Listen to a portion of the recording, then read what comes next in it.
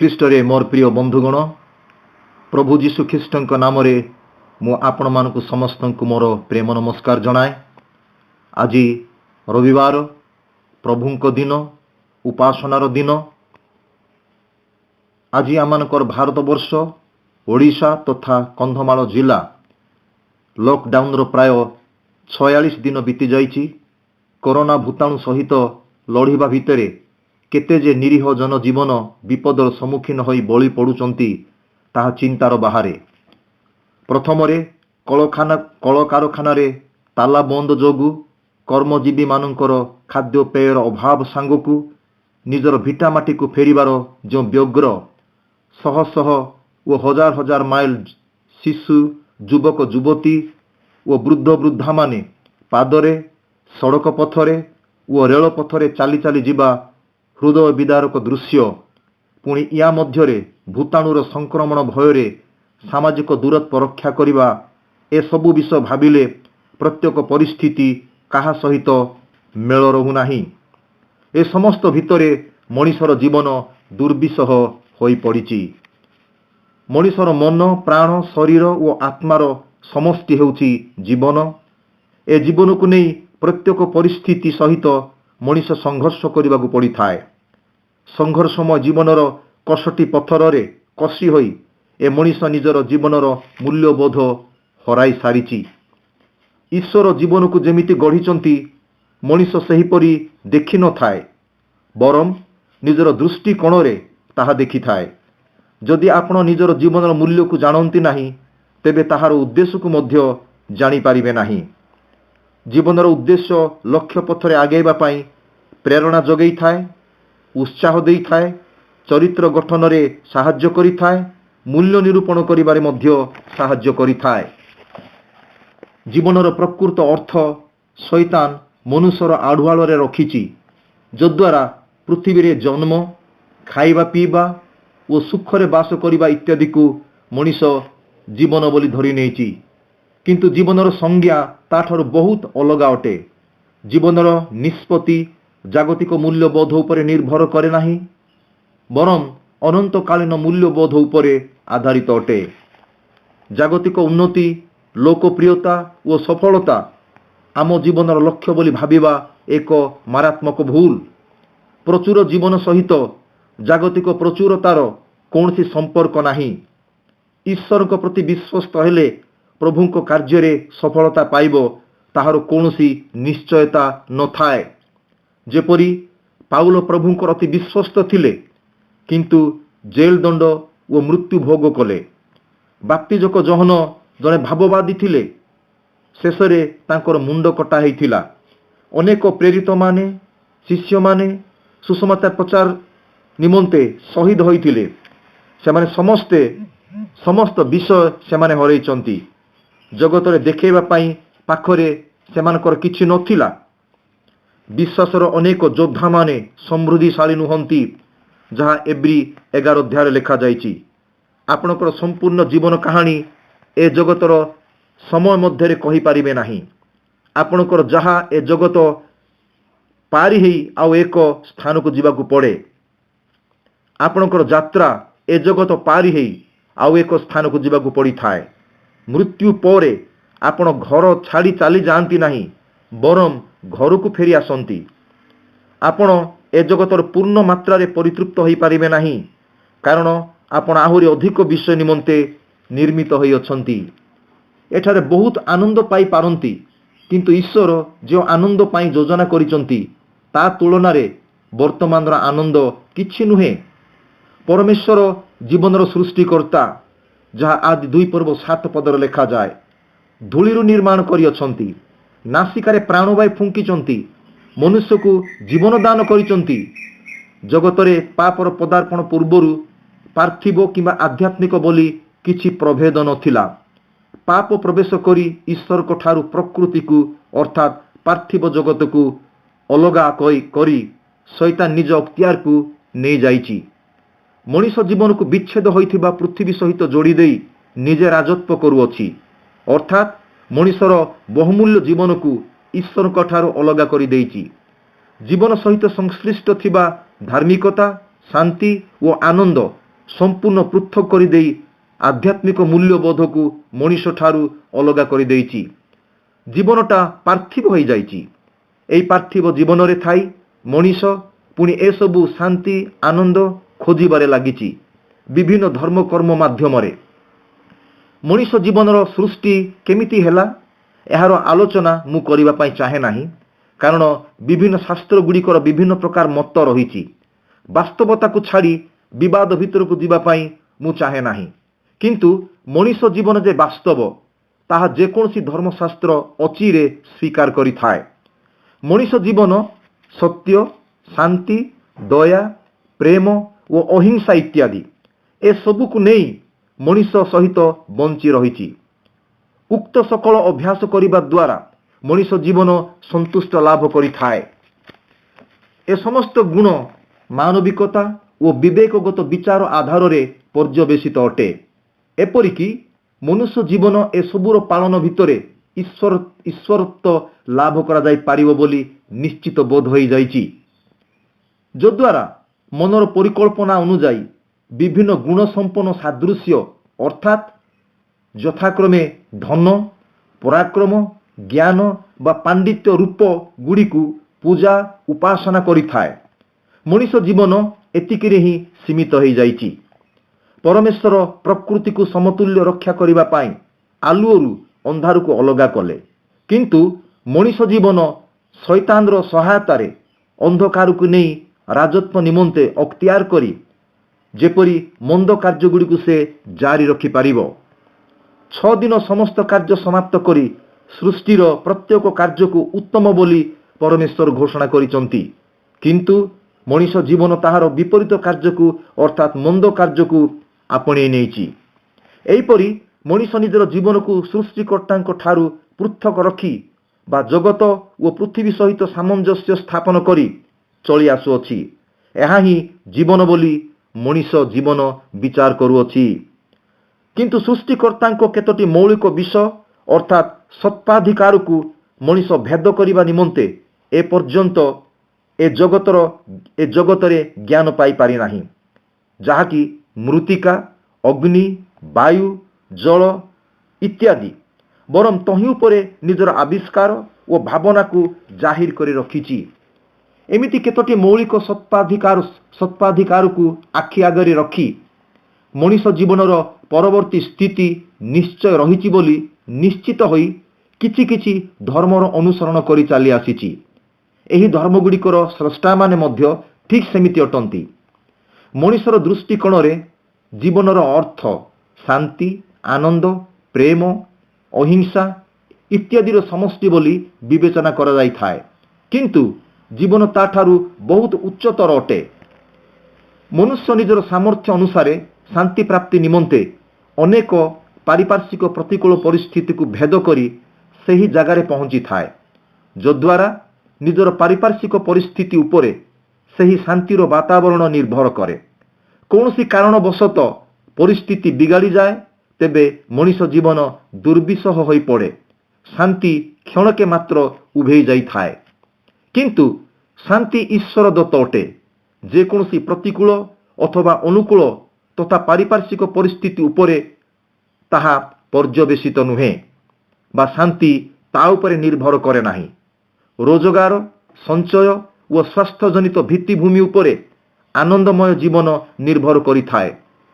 एथिरु गोटे भी उणा पड़िले जीवन दुख और दुर्दशाग्रस्त हुए, किंतु स्वल्प रोजगार बिना संचय अस्वास्थ्यकर अवस्थार मध्य ईश्वर दत्त आनंद बलवत्तर रही थाए। आम्माने अन्य मानकु प्रेम करि थाउ, तद्रूप अन्य मानक ठारू ताहा आशा मध्य करि थाउ, तथापि ताहार सफल तिष्ठि पारि न थाए। अति शीघ्र घृणारे प्रेम घृणारे परिणत होई थाए। किंतु ऐश्वरिक प्रेम अन्य मानकर प्रेमर प्रतिदान रे निर्भर करे नाही। ईश्वरकर प्रेमर एक स्रोत मनीष जीवन को प्रवाहित हुए और मनीष जीवन को अनवरत भावे अन्य मानक निकट को प्रवाहित करि थाए।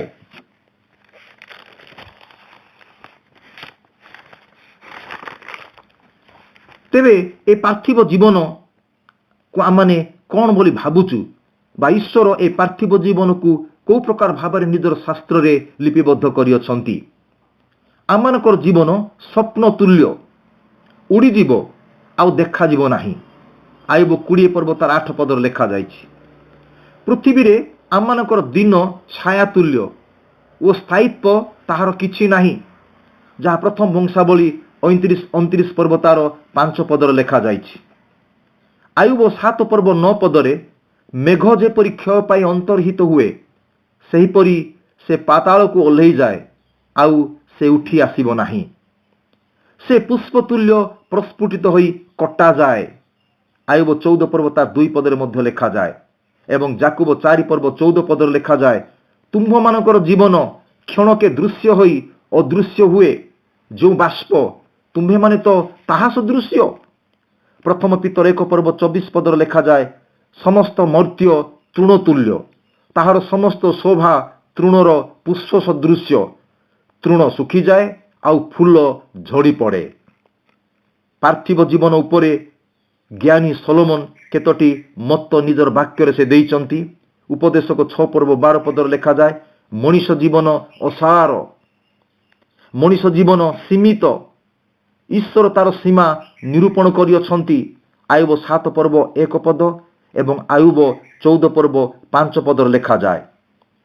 ମଣିଷ ଅଳ୍ପାୟୁ ଏବଂ ତାଙ୍କର ସମସ୍ତ ଜୀବନ କଷ୍ଟପ୍ରଦ ଅଟେ। ଆୟୁବ 14 ପର୍ବ 1 ପଦରେ ମଧ୍ୟ ଲେଖାଯାଏ। ଏବଂ ଯାକୁବ 4 ପର୍ବ 13ରୁ 15 ପଦରେ ଲେଖାଯାଏ, ମଣିଷର ଜୀବନ ଅନିର୍ଦ୍ଦିଷ୍ଟ।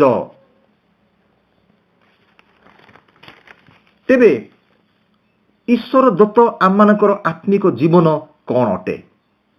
ଯେଉଁ ଜୀବନକୁ ଈଶ୍ୱର ଦେଇଛନ୍ତି ନିଜର ଉଦ୍ଦେଶ୍ୟ ସାଧନ ପାଇଁ, ତାହା କ'ଣ ଅଟେ?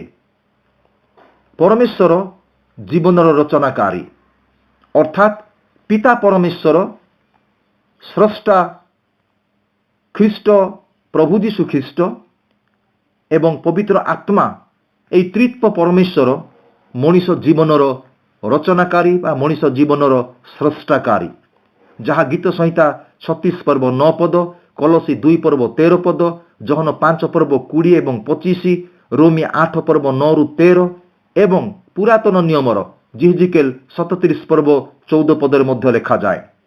ଏବଂ ଏହି ତ୍ରିତ୍ବ ପରମେଶ୍ୱର ଯେତେବେଳେ ମଣିଷର ଜୀବନକୁ ସେମାନେ ସୃଷ୍ଟି କଲେ, ସେତେବେଳେ ଈଶ୍ୱରଙ୍କର ବାକ୍ୟକୁ ସେମାନେ ଆଧାର କଲେ ବା ଈଶ୍ୱରଙ୍କର ବାକ୍ୟକୁ ଉପକରଣ ଭାବରେ ବ୍ୟବହାର କଲେ, ଯାହା ଯିଶାୟ 55 ପର୍ବ 3 ପଦ, ଦ୍ୱିତୀୟ କରନ୍ଥୀ 3 ପର୍ବ 6 ପଦ, ପ୍ରଥମ ପିତର 4 ପର୍ବ 6 ପଦରେ ମଧ୍ୟ ଲେଖାଯାଏ। ଏବଂ ସଦାପ୍ରଭୁ ବିଷୟକ ଭୟ ଜୀବନର ଝଡ଼ ସଦୃଶ୍ୟ।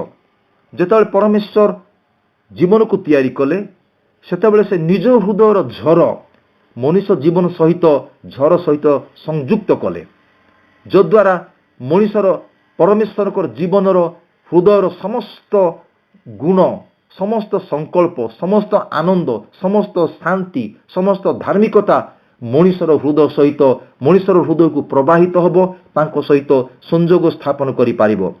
ହିତୋପଦେଶ 14 ପର୍ବ 27 ପଦ ଏବଂ 19 ପର୍ବ 23 ପଦରେ ମଧ୍ୟ ଏହି କଥା ଲେଖାଯାଏ। ଏହାର ଏହି ଜୀବନର ସୃଷ୍ଟି ଜନ୍ମରେ ହେଇଥାଏ। ପ୍ରଥମ ଜନ୍ମର ଯେଉଁ ଜୀବନ ଈଶ୍ୱର ଦେଲେ, ତାହା ଶୈତାନ ଦ୍ୱାରା କଳୁଷିତ ହେଲା। ଆଦମ ପାପ କରିବା ଦ୍ୱାରା ତାହା ପାପୀ ହେଇ କଳୁଷିତ ହେଲା। କିନ୍ତୁ ଦ୍ୱିତୀୟ ଜୀବନ ତାହା ପୁନର୍ଜନ୍ମରେ ହେଇଥାଏ। ଏହି ଜୀବନକୁ ଆଉ ଥରେ ଦ୍ୱିତୀୟ ବାର ଜନ୍ମ ନେବାକୁ ପଡ଼ିଥାଏ, ଯାହା ଜହନ 3 ପର୍ବ 3ରୁ 8 ପଦରେ ଲେଖାଯାଏ। ଏହି ଜୀବନର ଶୈଶବ ଅବସ୍ଥା ଅଛି, ଏହି ଜୀବନର ଯୌବନ ଅବସ୍ଥା ଅଛି ଏବଂ ଏହି ଜୀବନର ପରିପକ୍ୱ ଅବସ୍ଥା ମଧ୍ୟ ଅଛି। ପ୍ରଥମ କରନ୍ଥୀ 3 ପର୍ବ 1 ଏବଂ 2 ପଦରେ ଲେଖାଯାଏ। ଏଫେସୀ 4 ପର୍ବ 13 ପଦରେ ବି ଲେଖାଯାଏ ଏବଂ ପ୍ରଥମ ଜହନ 2 ପର୍ବ 13ରୁ 14 ପଦ ଭିତରେ ବି ଲେଖାଯାଏ। ଏହି ଜାଗତିକ ଜୀବନ ଆପଣା ଆପଣା ପାପ ପ୍ରତି ମୃତ, ତଥାପି ଖ୍ରୀଷ୍ଟ ଯୀଶୁଙ୍କ ସହଭାଗିତାରେ ଆଉ ଥରେ ଏହି ଜୀବନ ଜୀବିତ ଅଟେ। ରୋମୀ 6 ପର୍ବ 11 ପଦରେ ଲେଖାଯାଏ। ତେଣୁ ପ୍ରେରିତ ପାଉଲ କହନ୍ତି, ମୁଁ ଈଶ୍ୱରଙ୍କ ଉଦ୍ଦେଶ୍ୟରେ ଜୀବିତ, ମୋ ଅନ୍ତର ମଧ୍ୟରେ ଖ୍ରୀଷ୍ଟ ବାସ କରନ୍ତି। ମୁଁ ଆଉ ପ୍ରେରିତ ପାଉଲ ନୁହେଁ, ମୋ ଅନ୍ତର ମଧ୍ୟରେ ଖ୍ରୀଷ୍ଟ ବାସ କରନ୍ତି। ଏବଂ ଏହି ଜୀବନର ଏକ ନୂତନତା ଆମମାନେ ରୋମୀ 6 ପର୍ବ 4 ପଦ, 2 କରନ୍ତି 5 ପର୍ବ 17 ପଦରେ ମଧ୍ୟ ଲେଖିଯାଉ। ପ୍ରଭୁ କହୁଛନ୍ତି, ପ୍ରେରିତ ପାଉଲ କରନ୍ଥୀୟ ଲୋକମାନଙ୍କୁ କହୁଛନ୍ତି, ଦେଖ ସମସ୍ତ ବିଷୟ ନୂତନ ହୋଇଅଛି, ପୁରାତନ ବିଷୟ ସବୁ ଲୋପ ହୋଇଯାଇଅଛି। ଅର୍ଥାତ୍ ସୃଷ୍ଟିରେ ଆଦମଙ୍କ ଜୀବନରେ ଯେଉଁ ଜୀବନ ପ୍ରଭୁ ତିଆରି କରିଥିଲେ, ସେହି ଜୀବନ କଳୁଷିତ ହେବାରୁ ପ୍ରଭୁ ଯୀଶୁ ଖ୍ରୀଷ୍ଟଙ୍କ ଦ୍ୱାରା ଏକ ନୂତନ ଜୀବନ ଆଉ ଥରେ ମଣିଷ ଜୀବନରେ ସୃଷ୍ଟି କରିବାକୁ ପଡ଼ିଲା। ତେଣୁ ତାହା ଆତ୍ମାଙ୍କ ଦ୍ୱାରା ଜୀବନ ପ୍ରାପ୍ତ, ଆମେ ଆତ୍ମାଙ୍କ ଦ୍ୱାରା ସେ ଜୀବନ ପ୍ରାପ୍ତ ହେଲୁ, ଯାହା ଗଲାତୀ 5 ପର୍ବ 25 ପଦରେ ଲେଖାଯାଇଛି। ତେବେ ମୋର ପ୍ରିୟ ଭାଇ ଏବଂ ଭଉଣୀମାନେ, ଆମମାନେ କି ପ୍ରକାର ଭାବରେ ପରମେଶ୍ୱରଙ୍କ ନିକଟରେ ଆମମାନେ ଆଉ ଥରେ ଏହି ଜୀବନକୁ ପାଇପାରିବା? ଏହି ଜୀବନ ପାଇବା ନିମନ୍ତେ ଆମମାନଙ୍କୁ ଯୀଶୁଖ୍ରୀଷ୍ଟଙ୍କ ନିକଟରେ ପହଞ୍ଚିବା ପାଇଁ ଅନୁତାପ ମଧ୍ୟ ଦେଇ ଆମମାନେ ତାଙ୍କ ନିକଟକୁ ଯିବାକୁ ପଡ଼ିବ। ତେବେ ଏହି ଅନୁତାପ କ'ଣ? ଅନେକ ସମୟରେ ଆମମାନେ ଏହି ଅନୁତାପର ବାସ୍ତବତାକୁ ଆମମାନେ ଜାଣିନଥାଉ। ଅନୁତାପ ହିଁ ପରିତ୍ରାଣର ଦ୍ୱାର ନିକଟକୁ ଆମମାନଙ୍କୁ ପହଞ୍ଚାଇଥାଏ। ଖ୍ରୀଷ୍ଟଙ୍କର ପ୍ରାୟଶ୍ଚିତର ଦ୍ୱାର ନିକଟକୁ ଏହି ଅନୁତାପ ଆମମାନଙ୍କୁ ପହଞ୍ଚାଇଥାଏ। ତେବେ ଅନୁତାପ କ'ଣ ନୁହେଁ? ଅନେକ ସମୟରେ ଆମମାନେ ଅନୁତାପର ବିପରୀତ ଦିଗକୁ ଆମମାନେ ଦୃଷ୍ଟି ଦେଇଥାଉ। ପ୍ରଥମରେ, କେବଳ ନିଜକୁ ଦୋଷୀ ବୋଲି ମନେ ମନେ ଭାବିବାକୁ ଅନୁତାପ ବୋଲି କୁହାଯାଇ ନଥାଏ। କେବଳ ନିଜକୁ ଦୋଷୀ ବୋଲି କେବଳ ମନେ ମନେ ଭାବିବାଟାକୁ ଅନୁତାପ ବୋଲି କୁହାଯାଏ ନାହିଁ। ପାପ ପ୍ରତି ଅନୁତାପ ପୂର୍ବରୁ ଦୋଷୀ ବା ଅପରାଧୀର ମନୋଭାବ ଆସିଥାଏ, କିନ୍ତୁ ଏହା ଅନୁତାପ ନୁହେଁ। ପାପ ପ୍ରତି ଅନୁତାପ ପୂର୍ବରୁ ଦୋଷୀ କିମ୍ବା ଅପରାଧୀର ମନୋଭାବ ଦୋଷୀ ବୋଲି ଆସିଥାଏ, କିନ୍ତୁ ତାହା ଅନୁତାପ ନୁହେଁ। ନିଜକୁ ଦୋଷୀ ବା ଅପରାଧୀ ବୋଲି ଅନୁଭବ କରିବା ପୂର୍ବରୁ କେହି ଅନୁତାପ କରିନଥାନ୍ତି, ଏବଂ ଯେଉଁମାନେ ନିଜକୁ ଦୋଷୀ ବା ଅପରାଧୀ ବୋଲି ଭାବନ୍ତି, ତାହା ବାସ୍ତବ ଅନୁତାପ ନୁହେଁ। କେବଳ ନିଜକୁ ଭାବିବା, ଦୋଷୀ ବୋଲି ଭାବିବା, ମନେ ମନେ ଭାବିବା, ତାହା କେବେ ଅନୁତାପ ନୁହେଁ, ଏବଂ ତାହା ଏହି ପ୍ରକାର ଅନୁତାପ ପରମେଶ୍ୱରଙ୍କ ନିକଟକୁ କଢ଼େଇ ନେଇପାରିବ ନାହିଁ। ପ୍ରେରିତ 2 ପର୍ବ 36 ପଦରୁ 34 ପଦରୁ 36 ପଦ, ପ୍ରେରିତ 17 ପର୍ବ 30 ପଦ ଏବଂ ପ୍ରେରିତ 24 ପର୍ବ 25 ପଦରେ ଲେଖାଯାଇଛି, ରାଜା ଫେଲିକ୍ସ ଦୋଷବହତାକୁ ଅନୁଭବ କରିଥିଲେ, କିନ୍ତୁ ସେ ଅନୁତାପ କରିନଥିଲେ। ଦ୍ୱିତୀୟରେ, ଅନୁତାପ ହେଉଛି ଗୋଟିଏ ଐଶ୍ୱରିକ ଦୁଃଖ। ଏହି ଐଶ୍ୱରିକ ଦୁଃଖ ହିଁ ମଣିଷକୁ ଅନୁତାପ ଆଡ଼କୁ କଢ଼େଇ ନେଇଥାଏ। ଗୋଟେ ସରି ବୋଲି ଭାବିବା ଅନୁତାପ ନୁହେଁ। କେବଳ ନିଜକୁ ଦୁଃଖ ଅନୁଭବ କରିବା ଅନୁତାପ ନୁହେଁ, ଯାହାକି 2 କରନ୍ତି 7 ପର୍ବ 10 ପଦରେ ଲେଖାଯାଏ। ଐଶ୍ୱରିକ ଦୁଃଖ ଅନୁତାପ ଆଡ଼କୁ କଢ଼େଇ ନେଇଥାଏ ଏବଂ ମଣିଷ ଅନୁତାପ କରିଥାଏ, ପାପ ସ୍ୱୀକାର କରିଥାଏ, ଏବଂ ସେ ପାପ ସ୍ୱୀକାରକୁ ପରମେଶ୍ୱର ଶ୍ରବଣ କରି ମନୁଷ୍ୟକୁ ସେ ପରିତ୍ରାଣ ଦେଇଥାନ୍ତି।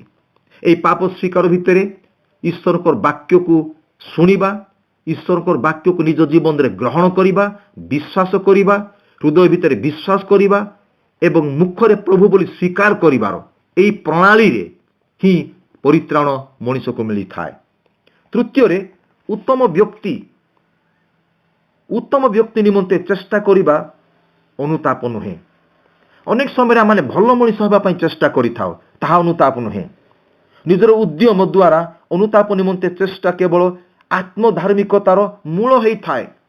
ଆମେ ଯେଉଁ ନିଜ ଜୀବନରେ ଅନୁତାପ କରିବା ପାଇଁ ଚେଷ୍ଟା କରିଥାଉ, ଭଲ ମଣିଷ ହେବା ପାଇଁ ଚେଷ୍ଟା କରିଥାଉ, ତାହା ଅନୁତାପ ନୁହେଁ, କେବଳ ତାହା ଆତ୍ମଧାର୍ମିକତା। ପାପରୁ ଅନୁତାପର ବୋଧ ସୃଷ୍ଟି ହୋଇନଥାଏ। ଚତୁର୍ଥରେ, ଧର୍ମକର୍ମ ଅନୁତାପ ନୁହେଁ। ଫାରୁସୀମାନେ, ଶାସ୍ତ୍ରୀମାନେ ଧର୍ମକର୍ମ କରୁଥିଲେ, ଉପବାସ ଓ ପ୍ରାର୍ଥନା ମଧ୍ୟ କରୁଥିଲେ, କିନ୍ତୁ ଅନୁତାପ କରୁନଥିଲେ। ମାଥ୍ୟୁ 3 ପର୍ବ 7ରୁ 10ରେ ଲେଖାଯାଇଛି, ମାଥ୍ୟୁ 5 ପର୍ବ 20 ପଦରେ ବି ଲେଖାଯାଇଛି। ପଞ୍ଚମରେ, କେବଳ ସତ୍ୟ ଜାଣିବା ଦ୍ୱାରା ଅନୁତାପ ଆସିନଥାଏ। ରୋମୀ 10 ପର୍ବ 10 ପଦ। କେବଳ ମନମସ୍ତିଷ୍କ ସ୍ତରରେ ବା ମାନସିକ ସ୍ତରରେ ସତ୍ୟ କେବଳ ମସ୍ତିଷ୍କଗତ ଜ୍ଞାନରେ ଜାଣିବା ଦ୍ୱାରା ଅନୁତାପ ଆସିନଥାଏ। ସତ୍ୟର ବାସ୍ତବତା ଜଣଙ୍କ ଜୀବନରେ ଆସିଥାଏ, ତାହାର କୌଣସି ନିଶ୍ଚିତତା ନଥାଏ। ଆମମାନେ ମସ୍ତିଷ୍କଗତ ଜ୍ଞାନ ଦ୍ୱାରା ଆମମାନେ ପାପକୁ ଜାଣିବା ଦ୍ୱାରା ସତ୍ୟର ବାସ୍ତବତା ଆମମାନଙ୍କ ଜୀବନରେ ଆସିବ ବୋଲି ନିଶ୍ଚିତ ନଥାଏ। ଯାକୋବ 2:19-20 ଭୂତମାନେ ମଧ୍ୟ ଈଶ୍ୱରଙ୍କୁ ବିଶ୍ୱାସ କରନ୍ତି, ଭୂତମାନେ ମଧ୍ୟ ଈଶ୍ୱରଙ୍କୁ ଜାଣନ୍ତି। ଏବଂ ତା ତଳକୁ ଲେଖାଯାଏ, କର୍ମ ବିନା ବିଶ୍ୱାସ ମୃତ, ଏହା କ'ଣ ତୁମେ ଜାଣ ନାହିଁ? ତେବେ ବାସ୍ତବ ଅନୁତାପ କ'ଣ ଅଟେ? ପ୍ରଥମରେ ନିଜର ପାପ ନିମନ୍ତେ ପରମେଶ୍ୱରଙ୍କ ଠାରେ ଦୁଃଖ ପ୍ରକାଶ କରିବା, ଈଶ୍ୱରଙ୍କ ପ୍ରତି ଓ ଅନ୍ୟ ଜଣଙ୍କ ପ୍ରତି ଦୁଃଖ ପ୍ରକାଶ କରିବା। ଗୀତ ସଂହିତା 51:1-4 ଭିତରେ ଆମମାନେ ରାଜା ଦାଉଦଙ୍କର ଅନୁତାପ ପୃଥିବୀର ସର୍ବଜଗତର ଲୋକମାନଙ୍କ ମଧ୍ୟରେ ସେ ନିଜର ବ୍ୟଭିଚାର ପାପକୁ ସ୍ୱୀକାର କଲେ ଏବଂ ପରମେଶ୍ୱରଙ୍କ ନିକଟରେ ମଧ୍ୟ ନିଜର ବ୍ୟଭିଚାର ପାପକୁ ସ୍ୱୀକାର କଲେ। ଏବଂ ଗୀତ ସଂହିତା 38:8 ମଧ୍ୟ ଲେଖାଯାଏ। ଦ୍ୱିତୀୟରେ ନିଜର ପାପ ସ୍ୱୀକାର ସମ୍ବନ୍ଧରେ ଈଶ୍ୱରଙ୍କ ନିକଟରେ ସତ୍ୟବାଦୀ ହେବା। ଗୀତ ସଂହିତା 32:5 ଲେଖାଯାଏ ଏବଂ ପ୍ରଥମ ଜହନ 1:9 ବି ଲେଖାଯାଏ। ତୃତୀୟରେ ପାପରୁ ସମ୍ପୂର୍ଣ୍ଣ ଫେରିବା। ହିତୋପଦେଶ 28:13 ଯେ ଅଧର୍ମ ଆଚ୍ଛାଦନ କରେ ସେ ମଙ୍ଗଳ ପାଏ ନାହିଁ, ମାତ୍ର ଯେଉଁ ଲୋକ ତାହା ସ୍ୱୀକାର କରି ଛାଡ଼ଇ ସେ ହିଁ ଦୟା ପାଇବ। ଚତୁର୍ଥରେ ପାପକୁ ଘୃଣା କରିବା। ଏବ୍ରୀ 1:9 ଲେଖାଯାଏ ଏବଂ ଜିହଜିକେଲ 20:13 ଏବଂ 44 ମଧ୍ୟ ଲେଖାଯାଏ।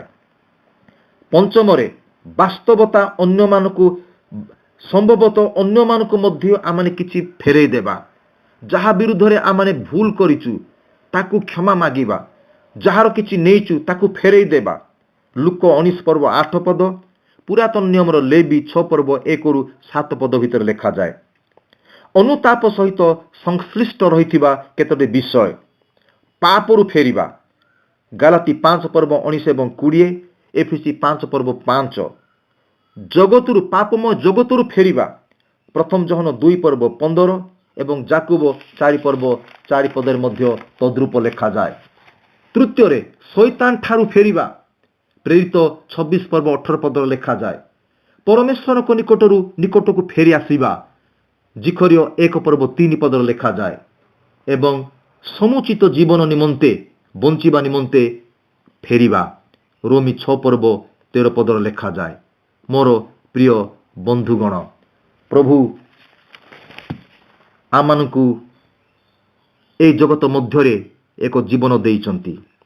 ଏହି ଜୀବନ ହେଉଛି ମନ, ପ୍ରାଣ, ଆତ୍ମା, ଶରୀରର ସମଷ୍ଟି। ଏ ସମସ୍ତ ସମଷ୍ଟିକୁ ଜୀବନ ବୋଲି କୁହାଯାଏ। ଏକ ଅମୂଲ୍ୟ ଜୀବନ ପ୍ରଭୁ ଏହି ପୃଥିବୀରେ ଆମମାନଙ୍କୁ ଦେଇଛନ୍ତି। ଆମମାନେ ଏହି ଜୀବନର ମଧ୍ୟରେ ଏହି ପୃଥିବୀରେ ଆମମାନେ ବଞ୍ଚିଛୁ, କିନ୍ତୁ ବାସ୍ତବ ଜୀବନ ଆମେ ବଞ୍ଚି ପାରୁଛୁ କି? ଏ ଜଗତର ପ୍ରବଳ ଚାପ ମଧ୍ୟରେ ଆମେ ଅଛୁ। ଧନର ଚାପ, ବିଭିନ୍ନ ପ୍ରକାର ପରିସ୍ଥିତିର ଚାପରେ ଆମମାନେ ବାସ କରୁଛୁ। ପ୍ରକୃତରେ ଏକ ଆତ୍ମିକ ଜୀବନ, ଐଶ୍ୱରିକ ଜୀବନ, ଯେଉଁ ଜୀବନ ବଞ୍ଚିବା ପାଇଁ ପ୍ରଭୁ ଆମମାନଙ୍କୁ ଜଗତରେ ସୃଷ୍ଟି କରିଛନ୍ତି, ସେ ଜୀବନ ଆମମାନେ ବଞ୍ଚି ପାରିଛୁ କି? ତେଣୁ ମୋର ପ୍ରିୟ ଭାଇ ଭଉଣୀମାନେ, ମୁଁ ଯେଉଁ ବିଷୟଗୁଡ଼ାକୁ ମୁଁ ଆପଣମାନଙ୍କୁ କହିଛି ତାକୁ ପୁନର୍ବିଚାର କରନ୍ତୁ ଏବଂ ଏକ ଅଲୌକିକ, ଏକ ଆଦର୍ଶ ଜୀବନ, ଏକ ଈଶ୍ୱରଙ୍କର ଉଚ୍ଚ କୋଟିର ଜୀବନ ଯାପନ କରିବା ନିମନ୍ତେ ଆମମାନେ ନିଜକୁ ପ୍ରଭୁଙ୍କ ନିକଟରେ ସମର୍ପଣ କରିବା।